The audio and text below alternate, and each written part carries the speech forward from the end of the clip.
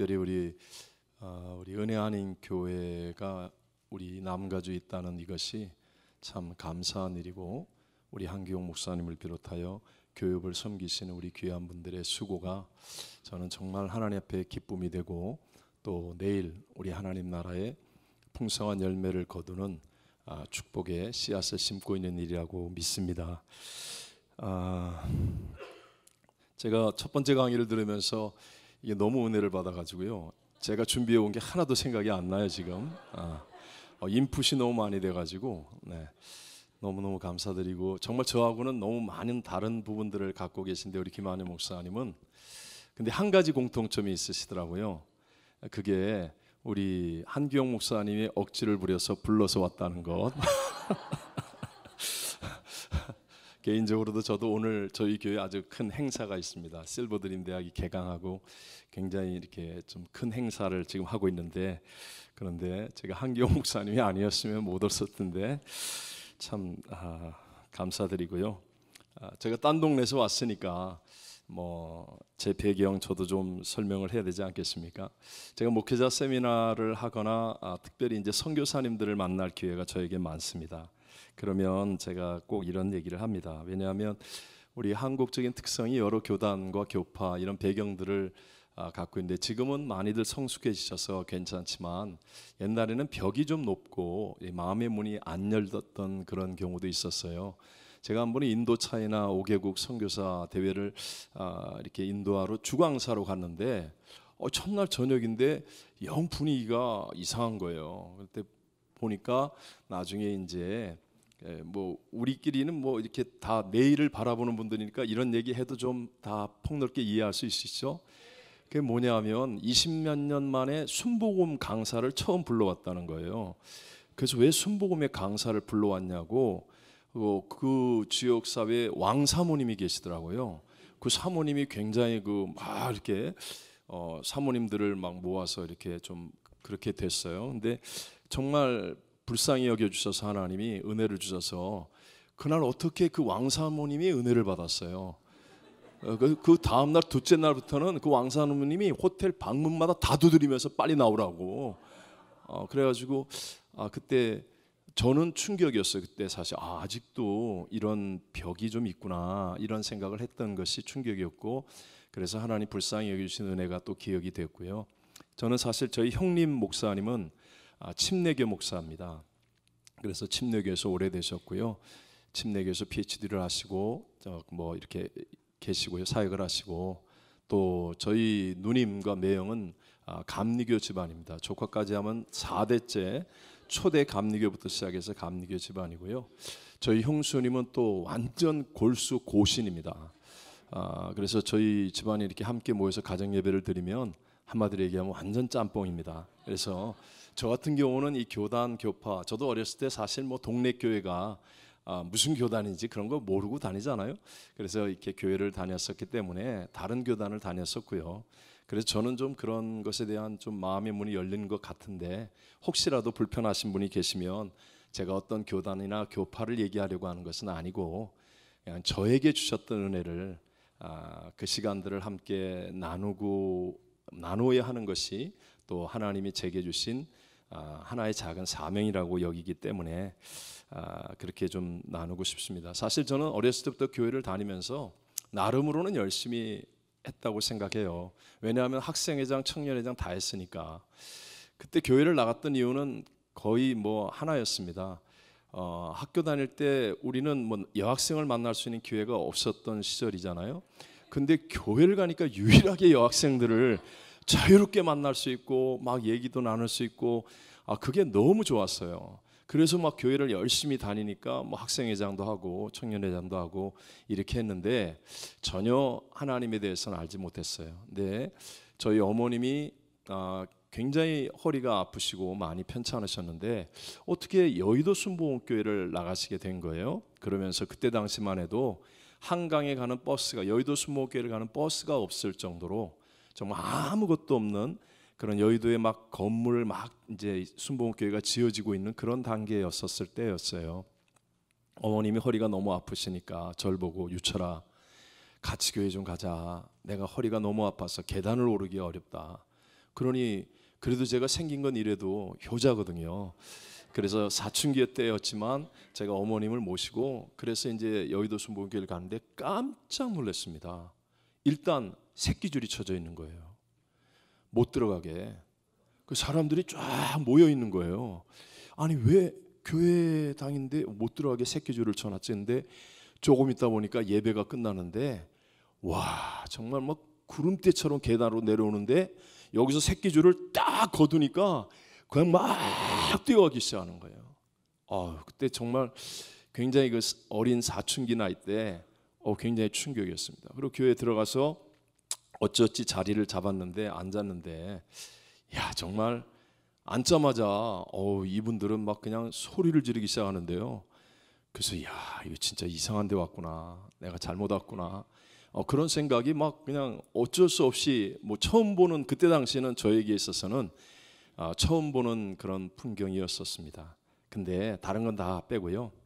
저희 어머님이 예배가 끝난 다음에 어머니 교회 잘못 나온 것 같아. 그랬더니 저희 어머님이 탁 저에게 이렇게 얘기하셨어요. 유철아, 난 여기서 하나님을 만났다. 이렇게 얘기를 하세요. 근데 그때 제가 아니 나도 우리 교회에서 하나님 만났어 이렇게 얘기하려고 머리는 돌아갔는데 말이 안 나오는 거예요. 우리 어머님은 너무 확신에 차서 유철아, 난 여기서 하나님을 만났다. 그러는데 저는 이게 말이 안 나오는 거예요.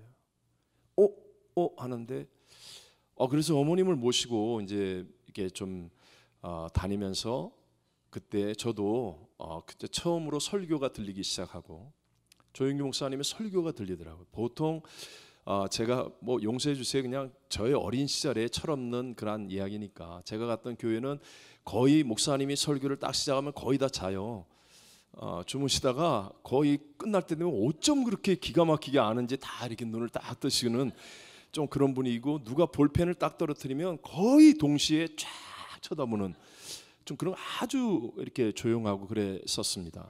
근데 뭐 시끄럽고 뛰어다니고 새치기하고 앉아 있는데 막 궁뎅이만 갖다 끼워놓고 그냥 그러고 나서 뭐 같이 자리에 앉자고 막 그냥 때를 쓰고 매너도 없는 것 같고 예의도 없는 것 같고 이런 곳인데, 저에게는 그렇게 느껴지던 그곳에서 저희 어머님이 그렇게 얘기하시는 그것이 제 일생을 바꾸는 한마디가 되었습니다. 나는 정말 하나님을 만났나? 뭐 대단하게 무슨 뭐 꿈, 환상, 계시 이런 게 아니라 정말 나는 나의 구세주 예수 그리스도를 내가 정말 바르게 알고 믿고 있나? 이게 그 다음부터 계속해서 속에서부터 올라오는 질문이 되었습니다. 사실 그리고 뭐 이렇게 좀 과정을 지나면서 제 운명이 바뀌었습니다. 제 운명이 바뀌어서 제가 1986년도부터 남미 파라과이에서 델레스테라고 하는 국경 도시에서 선교사로 교회를 개척했고, 사실은 원주민 선교를 하려고 시작했는데 한인들이 나오기 시작하니까 어쩔 수 없이 한인 교회를 하면서 원주민 선교를 했는데 한인 교회가 주력이 되었습니다. 주가 되어지고, 한인은요 두 분이 나오나 20명이 나오나 200명이 나오나 다 똑같아요. 두 분이 나와도 새벽 예배 해야 돼요. 참 자기들은 툭하면 빠지면서 날 보고는 왜 새벽 예배 안 하냐고 그러고, 수요 예배 해야 되고, 금요 예배, 저희는 이제 금요 예배를 하니까요, 금요 예배를 해야 되고, 뭐 주일 저녁 예배까지 다 드리고, 뭐 그러니까 어쩔 수 없이 이제 한인이 저도 모르게 이렇게 점점 되어진 것 같아요. 그러면서 그 파라과이에서 교회를 개최하고 16년 반 정도 살겠습니다. 제 개인적으로는 저는 그곳에서 죽겠다고 생각했습니다. 왜냐하면 가장 작은 곳이었어요. 그때 당시에 그 도시는 정말로 초라하고 작은 도시였습니다. 호텔이 딱 하나밖에 없었어요. 그래서 제가 호텔에 처음 개척하러 갔는데 호텔 주인이 독일계 남미분인데 저한테 그러는 거예요. 야, 너 대통령이 묵는 방에 묵을 수 있다는 거예요. 그래서 야, 이게 웬일이야? 그러고 그랬더니 나중에 알고 보니까 그 동네에 호텔이 그거 하나야. 그 대통령이 지난주에 국민학교 초등학교 졸업식에 졸업장 주러 왔다가 거기서 자고 갔대요. 그 방 하나예요, 하나. 그래서 거기 와서 하는데 모기가 얼마나 많은지 하여튼 뭐 도로의 포적률이 거의 없어요. 다 흙길이에요. 그래서 비만 오면 학교를 안 갑니다. 진흙이 찰떡 같은 진흙이 되어서 걸으면 신발에 이렇게 붙어서 이렇게 막 점점 신발 높이가 높아지고 무거워서 걷지를 못하고 미끄러지고 차가 못 다니게 만들고요. 왜냐하면 여러분 그런 길은 차가 한번 지나고 나면 이렇게 길이 파이지 않습니까? 금방 비가 그치고 해가 나거든요. 그럼 이게 콘크리트보다 딱딱하게 이게 차 바퀴 자국이 쫙 만들어서 도로가 완전히 이게 망치는 거예요. 그래서 비가 오면 아예 그냥 차단막을 내려서 차를 못 다니게 하고, 그러니까 뭐 학교는 당연히 안 가고 뭐 그런 분위기, 그런 곳이었습니다. 그러니까 누가 올 사람이 없다고 생각이 들었어요. 저도 설마 하나님이 나를 이곳에 보낼까 했는데 하나님께서 저에게 분명하게 이제 응답을 주셨습니다. 제가 기도했던 응답에 대해서 분명한 응답을 주셔서 하나님의 뜻임을 알고, 그리고 정말로 초라한 곳에서 초라하게 시작했습니다. 알아주는 사람 없이 제 인생에 있어서의 몇 번의 하나님의 가장 큰 응답이 있었습니다. 음성으로 들었던 응답이 그때 선교사로 파라과이에 가라 하는 게, 기도원에 가서 기도할 때 정말 하나님이 너무나 뚜렷하게 기도굴에서 기도하고 있는데 갑자기 스피커로 제 이름을 부르는 거예요. 그래서 저희 어머님이 집에 아프셔서 난 집에 무슨 일이 일어난 줄 알고 기도굴에서 거의 비몽사몽간에 있다가 너무 놀래가지고 그냥 기도실 문을 팍 박차고 나갔더니 새벽 2시 겨울에 1월 달이에요. 정말 고요하고 적막한 그 오살리 기도원에 조용하며, 그래서 내가 이게 잠이 들었나 잘못 들었나. 두 번째 하나님이 그렇게 부르셔서 그때만 해도 철이 없어서 그냥 문을 탁 박차고 이러고 나갔는데 그 찬기 한기 그러면서 고요함, 이게 아닌데. 세 번째는 이제 정말 이게 하나님이 나를 부르시는 음성인가 보다 뭐 이렇게 할 때, 근데 너무 또렷하게 파라과이로 가라 이렇게 말씀하시는 음성, 저는 그런 거 진짜 안 믿었거든요. 근데 그렇게 들려서 그때 제가 한 달 만에 갔습니다. 한 달 만에. 그거 부인하면 죽을 것 같아서. 그리고 파라과이에 가서 교회를 개척했을 때, 개척한 이후에 하나님께서 선교비를 받지 마라. 아니 저 맥주 창고 조그만 걸 이제 터가지고 이렇게 바꿔서 성전처럼 이렇게 사용하고 하는데, 거기서 기도하고 있는데 선교비를 받지 마. 여의도에서 주는 선교비가 여러분 생명줄입니다. 생명줄, 선교사에게는. 근데 선교비를 받지 말라는 게 너무 뚜렷한 음성으로 들려서 제가 3일을 울면서 내가 잘못 들은 거죠. 이건 내 착각이죠. 그랬는데 도무지 거역할 수 없는 두려움. 그래서 제가 그때는 이제 팩스를 보내는 때예요. 전동 타자기로 선교비를 받지 않는 이유에 대해서 이렇게 쓰는데, 이거 잘못 쓰면 찍히는 겁니다. 이 잘못 쓰면 이게 불순종이 되는 거예요. 찍히는 거예요. 날아가는 거예요. 이 잘못 쓸 수도 없고 그렇다고 막 뭐 이렇게 또 얼마나 정말 그 한 글자 한 글자 치면서 정말 많이 울었습니다. 정말로 많이 울면서 그렇게 해서 선교비를 받지 않고 사역을 시작하면서 하나님이 저의 인생을 정말 복되게 만들어 주셨다. 감히, 물론 이건 저의 케이스입니다. 뭐 여러분들에게 다 적용할 수 있는 케이스는 아니겠고요.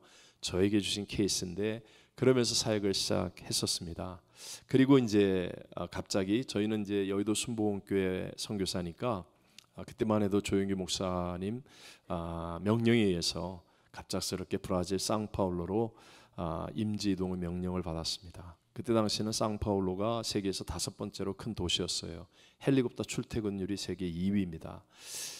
근데 그 교회가 조금 건축을 11년 동안 이제 뼈대만 세우고 마무리를 못하고 어려움 가운데 있고, 그래서 갑작스럽게 가라고 명령을 해서 그곳에서 옮겨졌고요.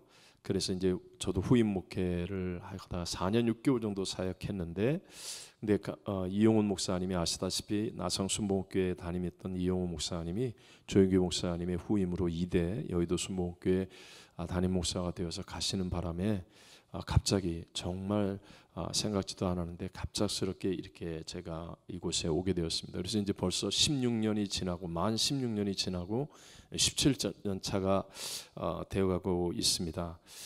그러면서 제가 저같이 좀 부족하고 이 연약한 자에게 하나님이 어떻게 해서 오늘까지 역사하셨는가, 저는 저를 만약에 이렇게 고백하라고 한다면 단 한 가지밖에는 없다고 생각합니다. 우리 한번 죄송하지만 성경을 같이 한 군데만 읽어보겠습니다. 요한복음 14장 12절로 17절의 말씀입니다. 요한복음 14장 12절로 17절의 말씀입니다. 찾으셨으면 저는 개역 개정인데요. 함께 한번 같이 요한복음 14장 12절로 17절까지만, 기니까 우리 짧게 12절로 17절까지만 같이 한번 읽어보겠습니다. 내가 진실로 진실로 너희에게 이르노니 나를 믿는 자는 내가 하는 일을 그도 할 것이요 또한 그보다 큰 일도 하리니 이는 내가 아버지께로 감이라. 너희가 내 이름으로 무엇을 구하든지 내가 행하리니 이는 아버지로 하여금 아들로 말미암아 영광을 받으시게 하려 함이라. 내 이름으로 내가 행하리라. 너희가 나를 사랑하면 나의 계명을 지키리라. 내가 아버지께 구하겠으니 그가 또 다른 보혜사를 너희에게 주사 영원토록 너희와 함께 있게 하리니 그는 진리의 영이라. 세상은 능히 그를 받지 못하나니 이는 그를 보지도 못하고 알지도 못함이라. 그러나 너희는 그를 아나니 그는 너희와 함께 거하시며 또 너희 속에 계시겠음이라. 아멘. 아멘. 개인적으로 교회를 개척하고 또 더 큰 지역에 가서 제가 전혀 생각하지 않았던 그런 또 후임 사역을 하고 또 나성에까지 와서 나섬순복음교회에서 이 사역을 하면서 제 마음속에 의지하고 붙드는 것이 있다면, 물론 뭐 이 한 가지로만 얘기할 수는 없겠지만, 그러나 제일 이번 세미나를 위해 생각나는 것이 바로 이것이었습니다. 성령의 도우심. 여러분은 어떻게 생각하십니까? 여러분의 목회 또 여러분 개인의 신앙은 성장하고 있고 또 승리하고 있다고 생각하십니까? 팬데믹이든 엔데믹이든 또 세상이 지금 어떻든 어떤 장소 어떤 시간 어떤 환경 가운데 있든지 과연 나의 사역은 성장하고 있고 승리하고 있는가?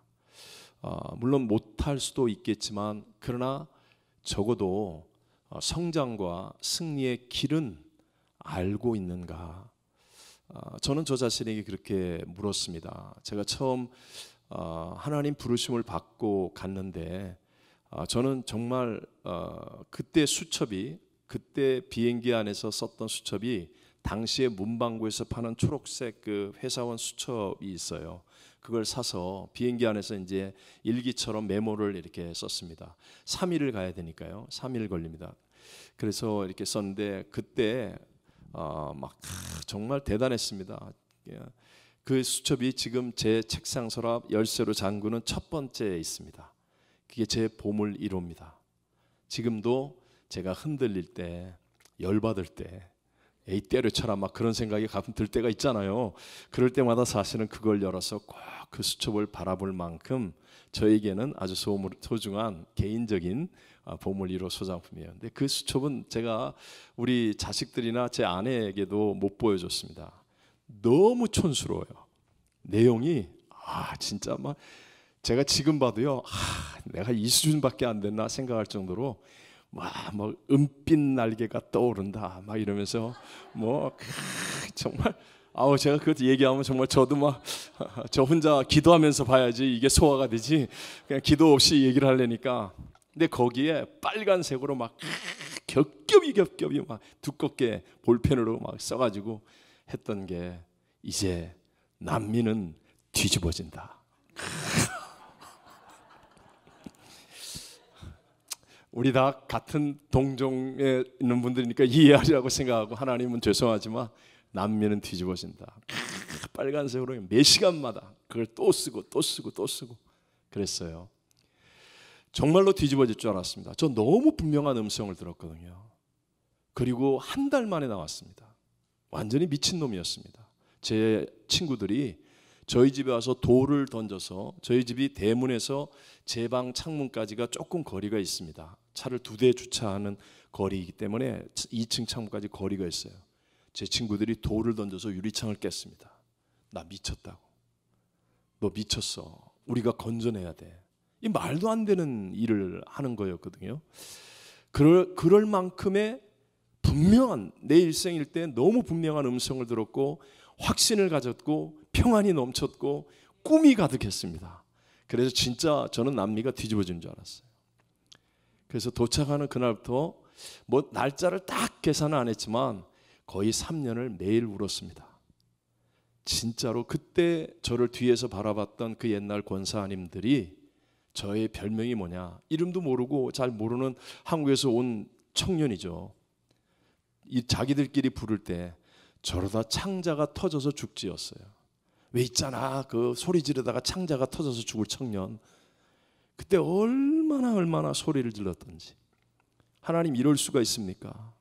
뭐 하나님을 향하여 이렇게 나쁜 말은 할 수 없잖아요. 뭐 배신자, 미워, 이런 나쁜 말은 할 수가 없을 것 같아요. 근데 막 너무너무 한탄이 나오고 억울하고 진짜 미칠 것 같고 부를 때는 언제고 이게 뭐 하는 거냐고 그런 마음이었습니다. 3년을 거의 매일 울었습니다. 그래서 제가 지금 목청이 큽니다.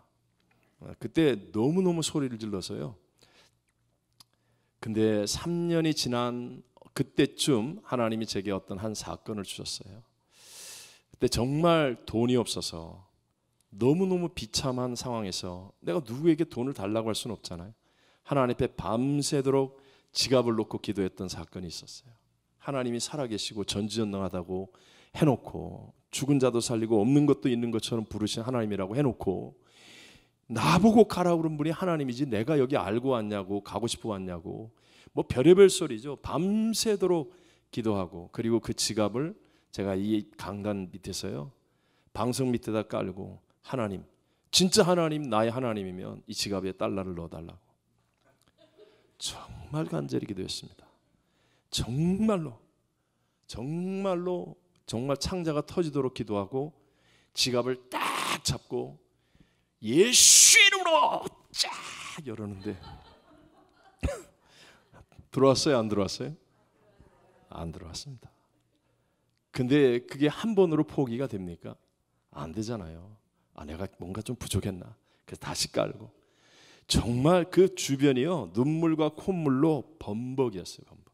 휴지로 닦아내는데 나중에 이게 휴지 한 두루마리 하나로 다 사용할 만큼 정말로 내가 정말 이게 미쳤나? 잘못 들었나? 하나님의 음성이 아니었나? 별별 생각부터 시작해서 그리고 두 번째 예수 이름으로 했는데 들어왔습니까? 안 들어왔습니까?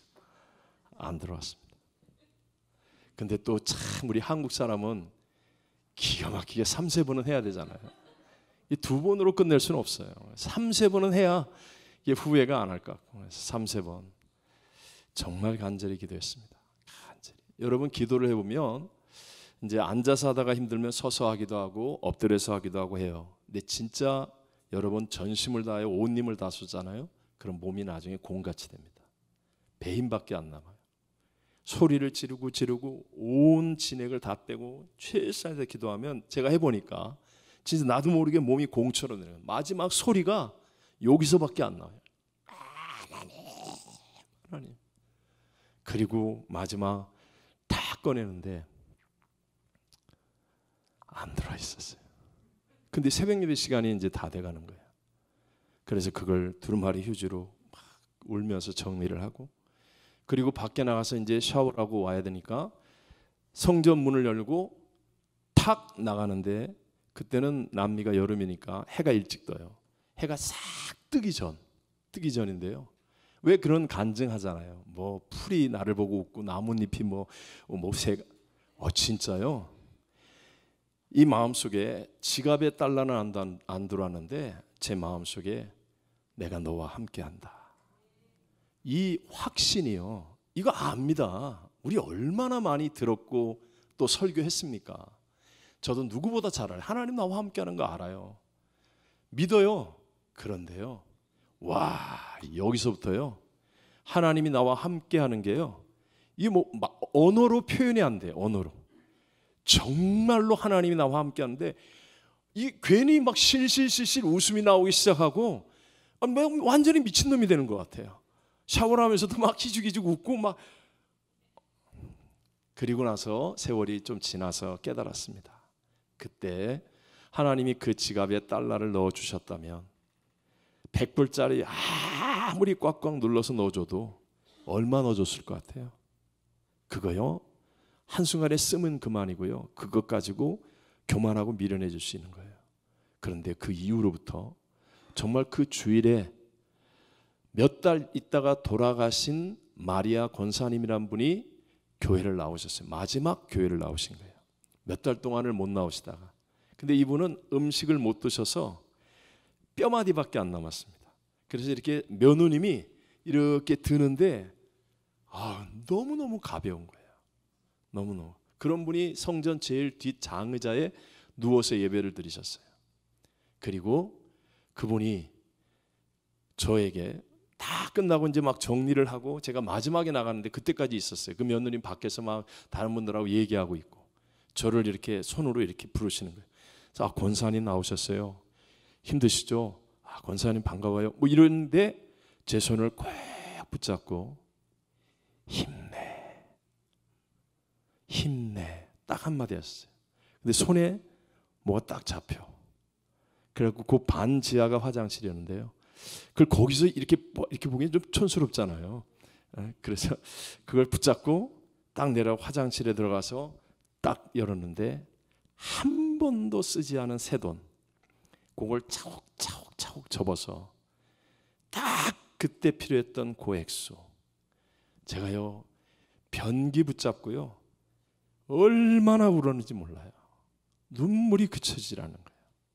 그 이후부터 하나님이 정말 교회에 제 사역에 물질의 부족함을 주신 적이 없는 것 같아요.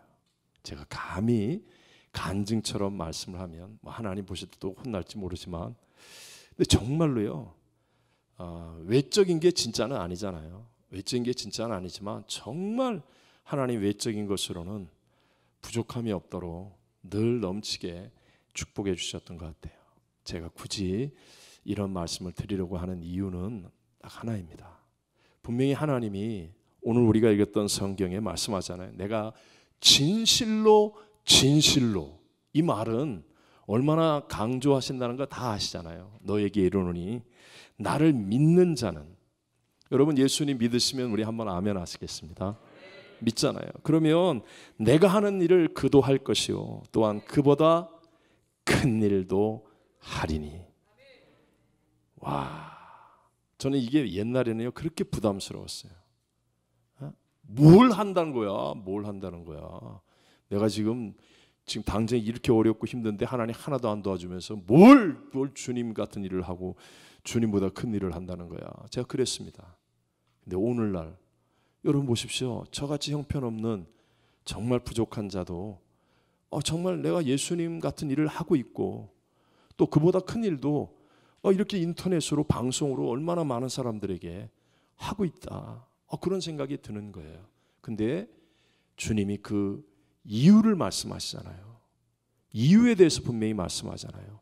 그리고 말씀하시기를 이는 내가 아버지께로 감이라. 나를 믿는 자는 나의 하는 일을 할 것이요 이보다 큰 것도 하겠다라고 말씀하시고 난 다음에 그 이유는 내가 아버지께로 감이라. 아버지께로 가셔서 어떻게 돼요? 우리에게 보혜사 성령을 보내어 주신다는 거 아닙니까? 보혜사 성령을 보내어 주신다. 사실 여러분 우리 다 잘 아시니까 이 예수님의 이 귀중한 가르침을 들었던 제자들은 오늘 우리들의 신앙과 별반 다를 바가 없잖아요. 그렇게 큰 소리치는 수제자였던 베드로가 예수님 부인하고 심지어는 저주까지 하면서 도망치잖아요. 제자들 중에 멀쩡한 놈이라고 그러면 안 되죠. 멀쩡한 분이 어디 있습니까? 우리보다 못하면 못했지 정말 나을 거 하나도 없잖아요. 그런데도 그분들을 통하여서요 우리 주님은 십자가에서 이루신 그 사역, 하나님이신 그분이 육체를 입고 이 땅에 오셔서 십자가에서 다 이루었다 하신 그 사역을 위에서 다른 비상 보안 장치를 두지 않았어요. 그 배반하고 실수하고 넘어지고 부인하고 저주까지 하면서 도망친 제자들 이외에는 이 복음을 증거할 수 있는 다른 장치를 두지 않았다고요. 그리고 예수님은 떠나셨어요. 승천하셨어요. 마음 편하게. 이유가 뭐예요? 이유는 딱 하나. 예수님 승천하시기 전에 하신 말씀 다 알잖아요. 너희는 예루살렘을 떠나지 말고 내게 들은 바 아버지의 약속하신 것을 기다리라. 요한은 물로 세례를 베풀었으나 너희는 몇 날이 못되어 성령으로 세례를 받으리라. 성령을 우리에게 보혜사로, 파라클레토스다 하시잖아요. 보혜사로 보내어 주셨기 때문에. 그래서 주님은요, 정말 아무런 다른 보안 조치도 두지 않고 마음 편하게 승천하셨고, 그리고 실제로 제자들은 예수님이 행한 일을 행하고 그보다 큰 것도 하시고, 그 이후에 2000년 기독교 역사 속에 수없이 많은 고난과 핍박과 변질과 타락이 있었다 할지라도 여전히 주의 일은 행해지고 있고 그보다 큰 것도 지금도 놀랍게 일어나고 있는 줄로 믿습니다. 그러니까 이유는 분명한 거 아니에요. 이는 내가 아버지께로 감이라. 그리고 성령을 너에게 보내주시겠다. 근데 예수님이 말씀하십니다. 성령을 보내어 주시는데요, 이는 세상은 알아요, 몰라요? 모른다고 그랬어요. 세상은 모른다. 세상은 받지 못한다. 세상은 보지도 못하고 알지도 못합니다. 그러나 너희는 아나니 그랬어요. 세상에 우리 유치원서부터 시작해서 아무리 좋은 사립학교를 나오고 아무리 좋은 공부를 해도요, 우리 성령에 대해서 교회 이외에, 성경 이외에 과연 어디에서 바르게 알 수 있고 배울 수 있습니까? 세상은 받지 못해요. 성령에 대해서 얘기하면 미친놈 소리예요. 저도 여기서 와서 이 얘기를 해야 되나 안 해야 되나 사실 고민했어요. 이 얘기했다가 또 저 순봉은 목사 또 하도 많이 당해서 그러나 진심입니다. 성령이 우리와 함께 하시고 우리 속에 계시겠습니다. 네? 여러분 정말 성령이 함께 하시면 제가 생각하면 딱 하나예요. 11대입니다. 저는 정말 목회가 행복합니다. 정말 목회가 행복합니다. 그런데 저는 사실 어려운 지역에서 목회했습니다. 델레스테라는 곳 정말 살벌합니다. 저는요 아침에 일어나서 새벽 예배에 가면 길거리에서 시신을 많이 봤습니다. 저희 교회는 예배 드릴 때 산탄총 들고 근무를 서야 됩니다. 앞에서 산탄총 들고 근무를 서야 됩니다. 1990년대 미국의 포브스지에서 한 해 동안 달러가 전 세계에서 가장 많이 유통된 도시 3대 도시를 꼽았는데 그 중에 하나가 그 파라과이 시골의 델레스테였어요. 9/11 테러가 일어난 후에 미군이 직접 얼굴에 복면을 쓰고 100도가 넘는 날씨에 얼굴에 복면을 쓰고 완전 군장을 하고 파라과이 경찰과 군인을 앞세우고 그 지역에 있는 아랍 상인들을 급습해서 제일 큰 상인들의 이 사람들을 잡아갔어요. 전 내 눈으로 봤어요. 내 눈으로. 그러니까 그만큼 어마어마한 자본이 테러 자금으로도 쓰여지고 말하면 불법의 나라니까. 그래서 도시가 정말 아무것도 없는 곳에서 갑자기 여러분 돈이 많아지면 그러면요 무질서의 천국이 됩니다. 정말 살벌한 곳이었어요. 사람들은 막 그 다음에 몰려들기 시작하는데 한국 청년들이 와가지고 돈은 있고 아무것도 할 것도 없고 갈 데도 없으니까 술, 마약, 길거리 여자, 이 카지노 그냥 다 인생 날리는 경우가 허다했고요. 그렇게 막 발전했어요. 도시가 커졌어요. 그러면서 굉장히 살벌한 목회를 했습니다. 그래서 저희들 은혜 받은 청년들이 거의 매일 모여서 저녁에 기도회를 하면 정말 저 욕 많이 먹었습니다. 전 정말 오래 살 겁니다. 여러분 보시면 압니다. 와, 전화 오면요 부모님들이 예수 안 믿는 부모님들은 위험한 도시니까 저녁에 다닌다는 것을 상상하기가 어려우니까 뭐 별의별 그 삭막한 하루 종일 사업한 스트레스를 이 전화통에다가 저한테 다 푸는 거예요. 아우 그 욕 정말 많이 먹었습니다. 브라질에 갔을 때 정말 참담했습니다. 옛날 만화 가게 긴 의자 있잖아요. 등받침 없는 의자. 그거 11개.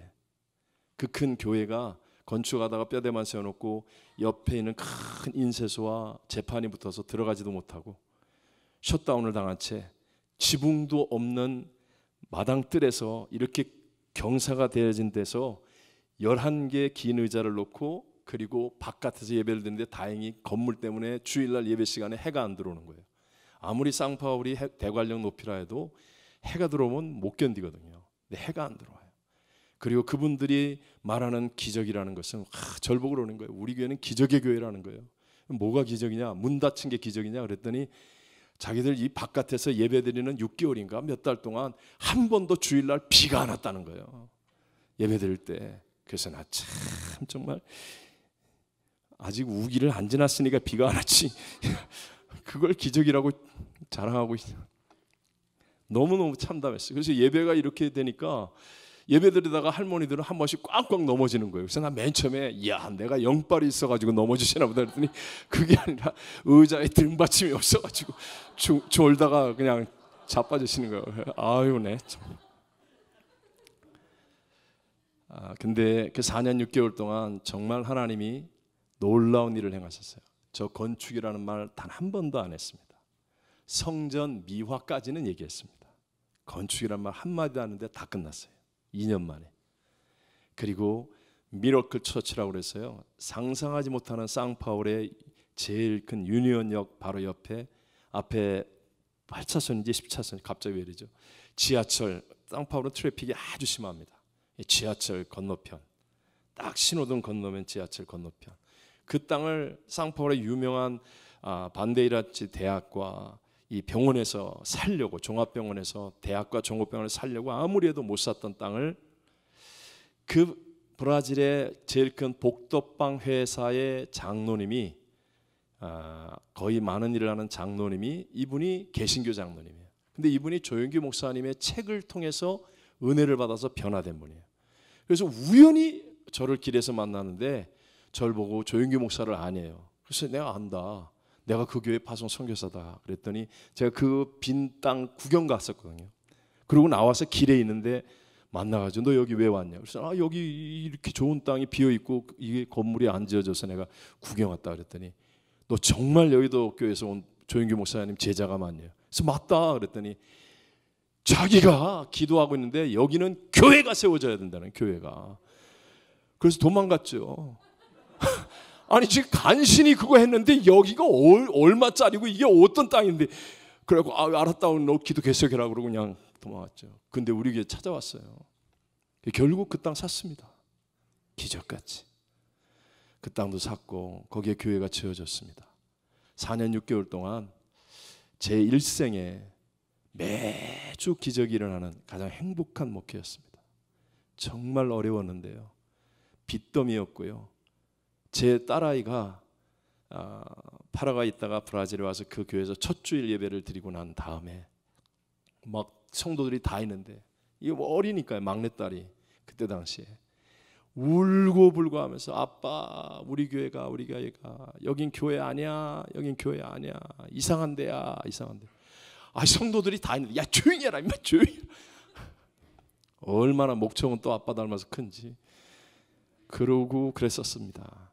그런데 그곳이 정말 행복한 목회 자리가 되었습니다. 제가 왜 감히 목회가 행복하다고 그런지 아십니까? 저희 교회도 참 훌륭한 분들 많습니다. 우리 선생님들 참 많고요, 재밌는 일 많습니다. 그런데 진짜입니다.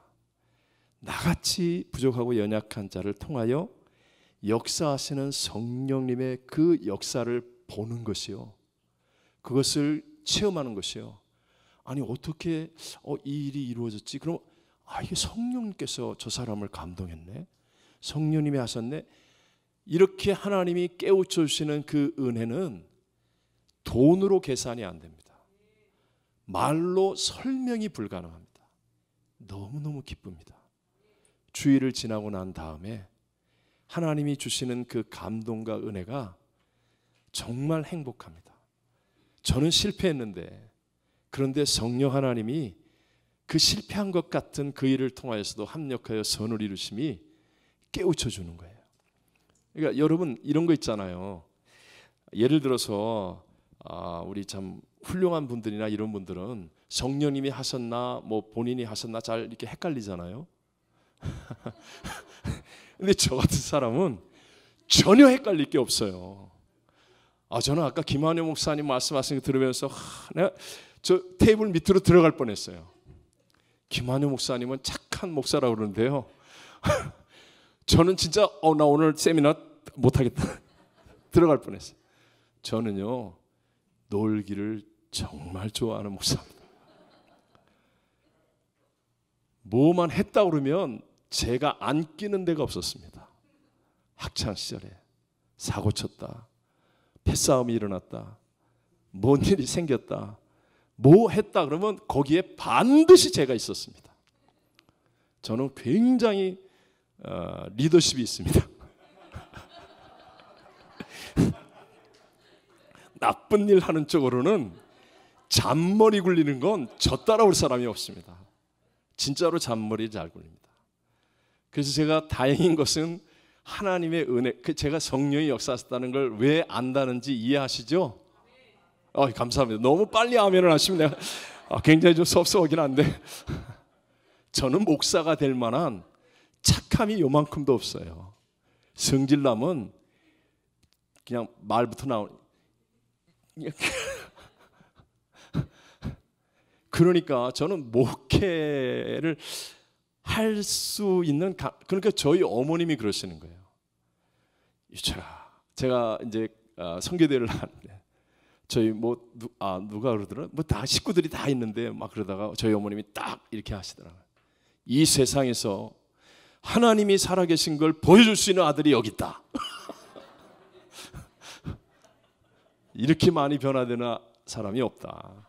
그래서 그렇다고 너무 이렇게 과거를 어둡게만 생각하지 마시고요. 그런데 그러니까 정말 그 작은 시골에서 2명으로부터 시작해서 3명이 되기까지 6개월이 걸렸습니다. 두 분도 정말 제 일생일대 가장 큰 선생님이었습니다. 그 중에 한 분은 나중에 돌아가실 때 이야기를 하시는 게 너무 충격을 받았습니다. 아니 세상에 이렇게 변화되지 않을 수 있는 사람이 있을까?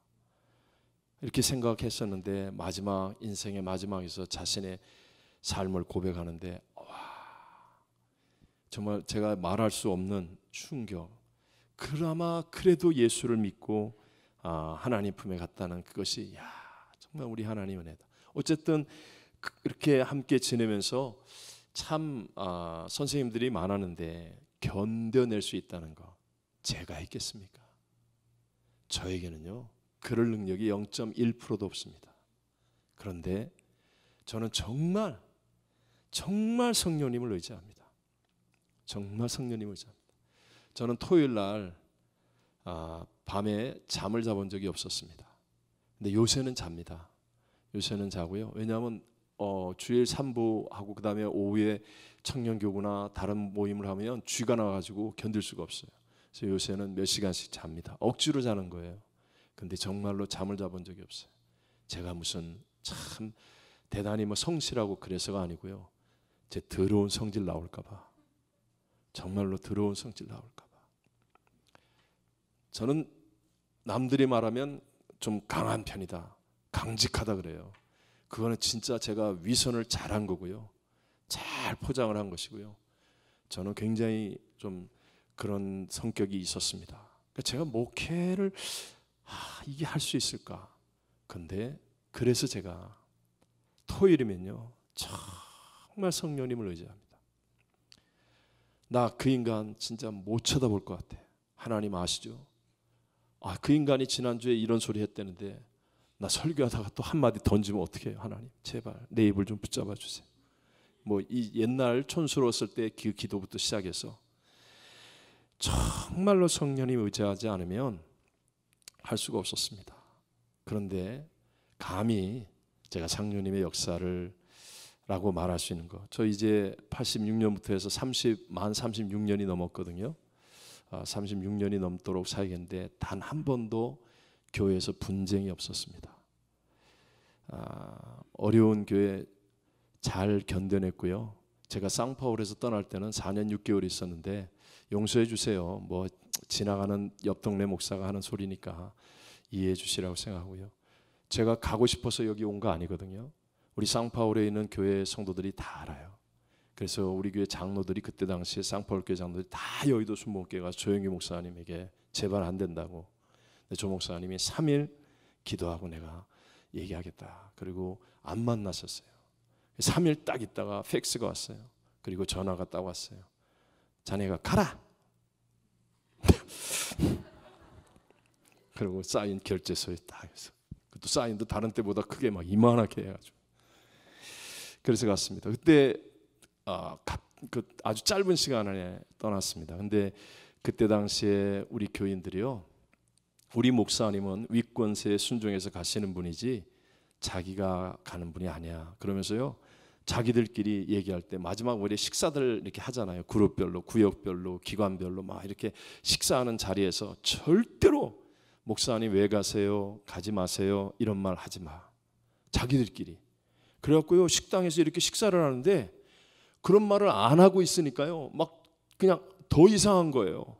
막 고개를 숙이고 막 울면서 밥 먹다가 막 우는데 그 말이 하고 싶은데 그 말 하면 안 된다고 막 자기들끼리 그래가지고요, 정말 제 평생에 하나님의 위로와 은혜를 받았습니다. 한 번 더 용서해 주세요. 뭐 하도 자랑처럼 얘기를 많이 했나? 저 상파울을 떠날 때 정말 갑작스럽게 떠나는데 공항에 400명이 나왔어요. 400명이 나와서 우리 온 가족을 행가리를 쳤습니다. 행가리. 밑에 바닥이 콘크리트인데 이 양반들이 평소에 해본 사람이 아니죠. 나 떨어지는데 머리가 무거운 걸 모르고 머리가 거의 닿을 뻔하고 발만 붙잡고 있는 거예요. 어쨌든 그만하라고 그랬더니 그냥 계속 하는 거예요. 좋다고 그냥. 저는 400명이나 나왔다고 그러고 자기들은 500명 나왔다고 그러고 이제 그 얘기는 하지만, 근데 여러분 공항에 400명은요 상파울 공항이 그 큰 국제공항인데 공항을 다 채웁니다. 경찰들이 와가지고 무슨 일이 일어났냐고, 대통령 왔냐고, 한국 대통령 왔냐고. 우리 교인들이 대통령보다 더 높은 분이라고. 하나님의 위로죠. 어쨌든 한 번의 분쟁을 겪지 않았고 한 번도 갈라짐이 없었고 그건 하나님의 은혜 아닙니까? 정말 순전한 하나님의 은혜입니다. 저에게는 정말로 아무 능력이 없습니다. 그런데 성령님이 함께 하시면 우리의 생각을 뛰어넘는, 내게 없는 평화를 주시고 내게 없는 용기도 주시고, 성령님이 하시면 내게 없는 지혜를 주시고 내게 없는 인사이트가 떠오르게 만들고 영감이 생기게 만들고, 성령님이 함께 하심이 우리에게 무엇보다 중요하다는 말씀을 좀 드리고 싶습니다. 여러분, 예수님께서 하신 저는 이 얘기를 좀 하고 싶어요. 성령님과 함께하기 위해서 저 개인적으로요, 제가 우리 이제 성도들에게도 자주 하는 이야기인데요, 팁이 있어요. 첫 번째가 성령님 무조건 인격이시라는 것 여러분 다 아시죠? 네. 성령님은 인격이시기 때문에 내가 귀중히 여겨야 됩니다. 그리고 내가 의지하는 만큼 역사하십니다. 여러분 성령에 대해서 모르시는 분이 어디 있겠어요? 근데 여러분하고 저하고 차이점을 굳이 한번 얘기하라고 그러면 전 정말로 귀중히 여깁니다. 성령님을. 그리고 정말 성령님을 내 사역과 나의 삶에 많이 의지합니다. 그러면 처음에만 좀 이상해요. 근데 시간이 지나면 지날수록 성령님이 역사하심이 너무나 감격스럽고요, 기쁘고 감동한다는 거예요. 집에 손님이 한 분 오세요. 그럼 불편합니까? 안 불편합니까? 불편하죠. 집에 손님이 와서 같이 지내게 되면요, 내 삶의 루틴이 깨지고 또 생활 패턴도 바뀌어야 되고 여러 가지로 불편하지 않겠습니까? 하물며 여러분, 나의 육체의 본성을 거스르는 성령 하나님이 내 안에 들어오세요. 성령 하나님이 나와 함께 하세요. 이분은 로봇가 아니에요. 내 마음대로 조정할 수 있는 분이 아니에요. 그분은 예수의 영, 하나님의 영이세요. 내가 절대적으로 복종해야 되고 내가 절대적으로 높여드려야 되는 분이 내 속에 거하셔요. 불편해요, 안 불편해요? 여기 지금 안 불편하다고 느끼는 분은 아직 성령님과 함께 하지 않아서 그래요. 정말입니다. 진짜 불편합니다. 진짜 불편합니다. 제가 처음에 성령과 함께 한다는 것이 목회를 안 했으면 절대로 안 했어요. 내가 좋아하는 거 텔레비 볼 때, 뭐 할 때, 뭐 운동할 때, 뭐 할 때 다 저를 거스려요. 다. 그래서 처음에 그걸 복종하기 위해서 정말 힘들었어요. 복종할 수 있는 길은 딱 하나. 성령님이 내 위에 뿐이다. 내가 성령님을 정말 귀중히 여기기. 성령님 너무너무 나에게 귀중한 분이니까 내가 이거 포기합니다. 내려놓습니다. 복종합니다. 요 과정이에요. 요 과정. 근데 여러분 생각해 보세요. 집에 손님이 오는데 진짜 불편하지만 근데 이분이 어마어마한 돈을 내가 벌 수 있게 해주는 분이에요. 아니면 내 운명을 바꿔줄 만큼 귀중한 역할을 할 수 있는 분이 와요. 그러면 불편해도 참아요, 안 참아요? 참아야죠. 바보가 아니면 참아야죠. 성령님은 어떤 분이세요? 하나님의 영, 예수의 영이세요. 그러면 성령님이 나와 함께 하시고 나를 주장하셔서 목회를 하시면 불편하다니까요. 제가 우리 교회 분들이 다 알아요. 우리 교육자들은 100% 알아요. 제 일생 일대 동안에 정말 중요한 일은 언제나 내 생각과는 달랐습니다. 그래서 이제는 노하우가 생겼습니다. 뭐 예를 들어 교회를 건축한다. 그러면요. 이거 진짜 이번이 적기야. 해야 돼. 그러면 거의 안 하게 됩니다. 이게 제 노하우입니다. 저는 목회하면서 시작하면서 하나님 앞에 나는 건축 안 하겠습니다 그랬어요. 하나님, 저는 영혼을 구원하는 선교사입니다. 내가 선교사가 되려는 마음을 아시죠? 난 정말 영혼을 구원하고 하나님의 제자를 만들지 건축 안 하겠습니다. 그랬거든요. 근데 저는요 파라과이에서 건축 엄청나게 많이 했어요.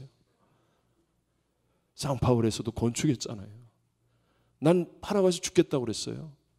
근데 내 생각대로 안 됐습니다. 미국에 오는 일이요 내 생각과는 정반대예요. 저는 미국 영주권을 제 아내 때문에 옛날부터 가지고 있었어요. 근데 이미 끝났어요. 그래서 공항에서 빨간 줄로 쫙 긋더니 넌 안 된다고 그러더라고. 그래서 뭐 하여튼 그러니까 제 생각하고는 다른데 하나님이 이렇게 하게 하세요. 그래서 지금도 제 노하우가 뭐냐? 이거 해야 되나 안 해야 되나 아주 크고 중요한 일이다. 그러면 내 본성과 거의 반대로 간다고 생각하는 게 제 노하우예요. 그만큼 여러분 처음에 성령님과 함께 한다는 것이 정말 힘들었어요. 그렇지만 그분은 정말로 예수의 영이고 하나님의 영으로 우리의 사역을 승리로 성장으로 이끌어줄 수 있는 분인 줄로 믿습니다. 여러분 우리 요즘 청년들 여러분도 마찬가지 아니에요? 저도 요새 저는 영화를 좀 좋아했습니다. 학창시절에 어렸을 때. 그래서 가끔 가다가 저를 깜짝 놀라게 하는 게 제가 굉장히 시간 관리를 잘한다고 생각했는데 보면 한나절이 지나갔어. 영화 보다가. 아무도 몰라. 나 이거 얘기하면 안 되는데. 아무도 몰라. 얼마 전에 깜짝 놀랐습니다. 내가 이거 다 이겼는 줄 알았는데 끝난 문제인 줄 알았는데 어느 날 보니까 오후 시간이 다 가는 거예요. 영화 보다가. 아니 요즘 영화는 왜 이렇게 재밌어요? 그리고 홍보를 왜 이렇게 잘해요? 뭐 드라마 우영우인가 그거 봤어요? 앞으로 해도 우영우 뒤로 해도 우영우 뭐 그런 거. 또 어떤 목사님이 나한테 그래요. 요새 그런 거 안 보면 성도들하고 대화가 안 돼. 그 설교를 잘 못하는 거야. 그래가지고 또 한 번 봤지. 그거 속지 마세요. 안 봐도 돼요. 안 봐도 돼. 이게 힘들었어요. 그래서 내가 이건 아니다. 성령께서 저를 깨우쳐 주시는 거예요. 깨우쳐 주시는 거예요. 근데 제가 사실 이제 그러고 보세요. 죄송합니다. 여러분 요즘 나오는 블록버스터 영화 같은 거 보세요. 우리 젊은이들이 한 달에도 몇 편씩 나오잖아요. 아니 몇 편이 뭐예요? 몇십 편씩 나오지. 정말 재밌는 드라마, 영화, BTS 쇼. 와, BTS 쇼 하는데 우리 권사님 그냥 집사님 간다고 막 조용히 하라고 그냥 조용히 하라고 그런 소리 하지 말라고 그냥. 이야. 나보고 누가 펴주고 가라 그러면 난 갔을 거야. 얼마나 화려하고 잘합니까? 그런 걸 매일 보는 우리 청소년들이 교회 와가지고 이렇게 예배드리고 맨날 10년 전에도 그 기타, 5년 전에도 그 기타, 그리고 조금 발전해서 뭐 전자 뭐 해놔도 아니 저 BTS가 공연하는 걸 흉내를 내겠습니까? 따라가겠습니까? 그런 걸로 감동을 줄 수 있겠습니까? 승부가 안 납니다. 우리 성도들이요, 얼마나 힘들고 지치게 삽니까? 그런데 거의 초죽음이 돼서 교회 나오는데, 그런데 그냥 맹탕으로 그냥 예배드리고 이렇게 하면 승부가 나겠습니까? 저와 여러분에게는 여러분은 모르겠지만 저에게는요 능력이 없어요. 저는요 능력이 없어요. 저는 딱 하나, 정말 전심으로 성령님을 의지합니다. 성령님, 내가 우리 성도들의 사정을 다 모릅니다. 하지만 성령 하나님이 아시니까 터치하시면 됩니다. 여러분 정말입니다. 이건 뭐 더 말할 것도 없고 더 말할 것도 없어요. 근데 우리 다 아는 고린도서 2장 10절 말씀에 이런 말씀 있잖아요. 오직 하나님이 성령으로 이것을 우리에게 보여주셨으니 성령은 모든 것 곧 하나님의 깊은 것까지도 통달하시느니라 그랬어요. 우리가 알고 싶은 게 하나님의 뜻이고 성도들이 분별해야 되는 게 하나님의 뜻이에요. 근데 그 하나님의 깊은 것까지 통달하시는 분이 성령님이고, 성경에 말하기를 오직이라고 말해요. 오직 성령으로. 오직 성령으로. 바꿔 얘기하면 성령님이 역사하시면 성도들이 지금 어떤 문제를 가지고 나왔던, 어떤 갈급함을 가지고 나왔던, 어떤 기도 제목을 가지고 나왔던, 내가 아무리 몸부림쳐도 안 되지만 성령이 역사하시면 교회 와서 응답을 받고, 그리고 은혜를 받고 해갈함을 얻고 자유함을 얻고 힘을 얻어서 돌아갈 수 있게 될 줄로 믿습니다. 우리 잘 아는 사도행전 1장 8절에 오직 성령이 너희에게 임하시면 너희가 권능을 받고 그랬잖아요. 예루살렘 온 유대 사마리아 땅끝까지 내 증인이 되리라. 얼마나 바라는 거예요. 전도하고 선교하고 능력 있게 봉사하고 신앙생활 능력 있게 하는 것. 근데 성경은 뭐라 그래요? 오직 성령이 너희에게 임하시면. 오직. 근데 문제는 우리가 여기에 대해서 얼마나 디테일하게 성도들에게 인도해주고 가르쳐주고 전할 수 있느냐 하는 이것이 저는 우리 목회자의 또 책임이고 사명이라고 생각합니다. 그래서 성령님이 먼저 나를 통해서 역사되어질 수 있도록. 여러분 외국 사람에게 라면을 끓여줄 때는요 그냥 이렇게 얘기하면 돼요. 모르는 분에게 라면 끓여줄게. 그리고 라면을 끓여주면 돼요. 근데 라면을 잘하는 사람, 라면의 종류가 400개가 넘는다 그래요. 400개가 넘는 라면이 있어요. 라면을 잘하는 사람에게는 라면의 맛을 알고 있고 라면에 대한 뭔가 이렇게 좀 깨달음이 있고 이런 사람에게는 그냥 라면 끓여줄게 그러면 안 돼요. 짜파게티 끓여줄까? 안성탕면 끓여줄까? 뭐 불닭, 뭐 매운 볶음면을 끓여줄까? 막 이렇게 해야 되는 거 아니겠어요? 이제는요 성도들 다 알아요. 성령이 권능 준다는 거, 성령이 하나님의 뜻을 분별케 하신다는 다 알아요.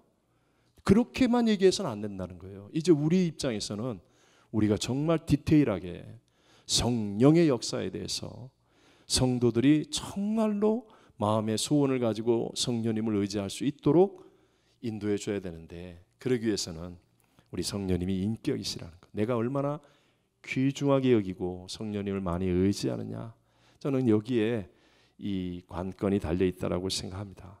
또 한 가지는 언제나 꼭 더불어서 말씀드리지만 성령님은 말씀과 함께 일하시는 분이라는 거예요.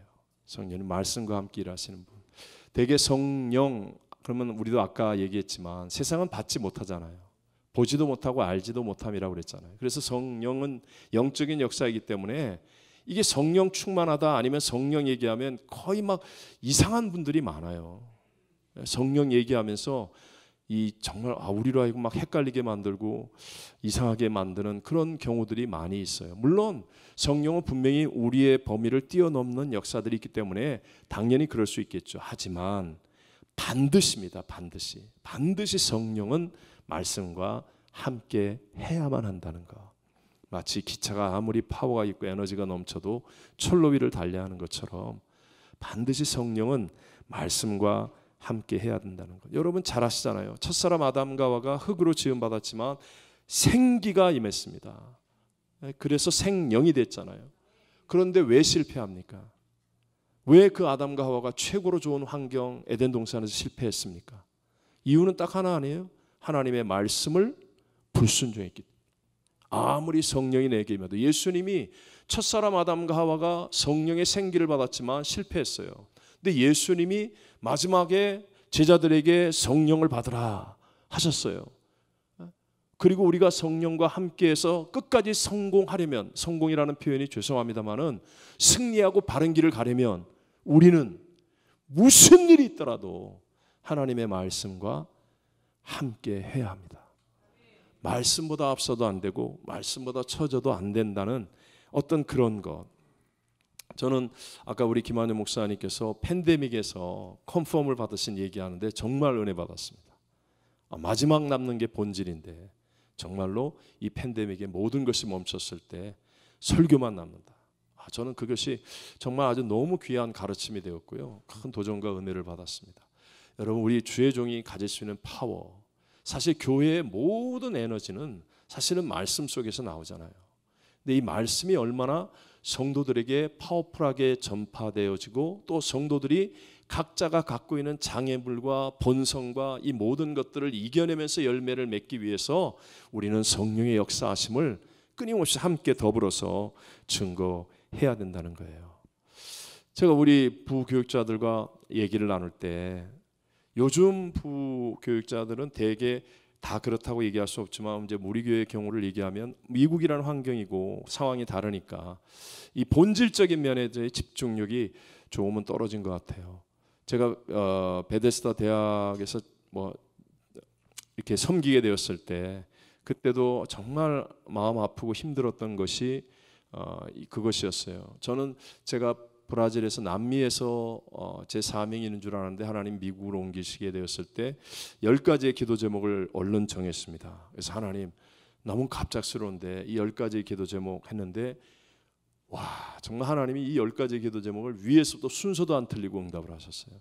그래서 제가 아무 소리 안 하고 미국을 오는데 그래도 하나님, 내가 미국을 하나님이 가게 하시면 이유가 있을 거 아닙니까? 그러면서 기도할 때 제일 크게 제게 주셨던 은혜가 knowing about God이 아니라 knowing God이 되라 그랬어요. knowing about God이 아니라 knowing God이 되라. 제가 우리 이제 요즘 분들은 신학교에서 공부하면서 성경 안 읽어요. 시간이 없어서 기도를 못 해요. 교수가 쓴 책 읽고 리포트 내야 되고 숙제하느라고 성경을 못 읽어요.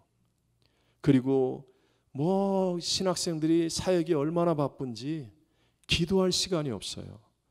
그러니까 전부 다 knowing about God이에요. 교회 일은 익숙해.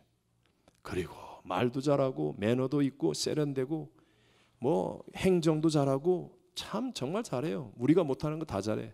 근데 거의 대부분이 knowing about God이에요. 진짜 하나님에 대해서 knowing God이 너무 없어지고 있어요. 근데 우리들의 사역은 그렇지 않습니까? 저도 몸부림치는 것 중에 하나입니다. 몸부림치는 것 중에 하나.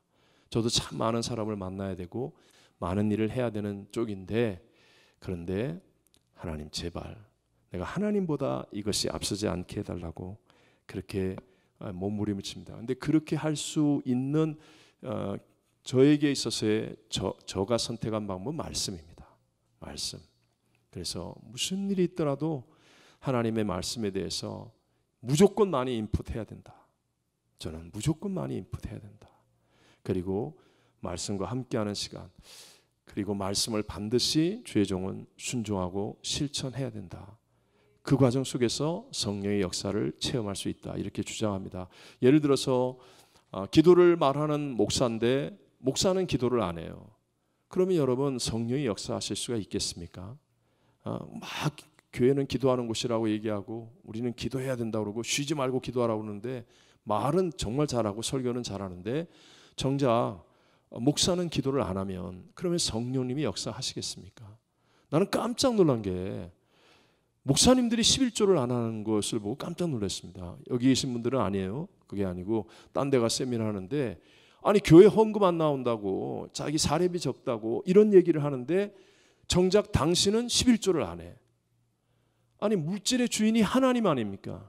믿으시죠? 네. 하나님 복 주세요, 안 주세요? 여기는 안 주세요? 우리는 줘요. 하나님의 종들의 삶은 그렇잖아요. 계산으로 보면 마이너스인데 살아보면 플러스가 되는 거. 네? 목회가 그런 거 아닙니까? 언제나 저는 계산으로 하면 마이너스예요. 근데 지나보면 어마어마한 플러스예요. 해보면 알아요. 해보면. 예를 들어 11조가 그런 거 아닙니까? 온전한 11조. 성도들에게 온전한 11조를 해야 돼요. 그러면 성도들이 반드시 그 물질의 복을 받고 하나님의 살아계심을 경험하게 되죠. 근데 정작 목사는 안 해. 안 하면 그러면 거기에 성령이 역사하는 말씀이 되겠느냐는 거예요. 이 부분이 있어서 우리가 조금 더 좀 생각해 봐야 된다. 성도가 봤을 때 목사는 다른 건 몰라도 신뢰의 대상은 돼야 된다. 신뢰의 대상. 말씀을 전하는 만큼 그렇게 100%를 못 살아도 못 삶에 대해서도 정직하고, 그리고 자기가 할 수 있는 것에 대한 말씀에 대한 순종을 정말로 온전하게 하려고 몸부림쳐야, 그래서 성도가 신뢰의 대상이 되고, 그래서 내가 살아본 말씀을 전할 때 저는 성령께서 우리가 성령을 의지하고 성령을 귀중히 여기는 만큼 역사하셔서 우리의 사역 속에서 내가 아니라 하나님이 하심을 우리 모두가 경험하게 될 줄로 믿습니다.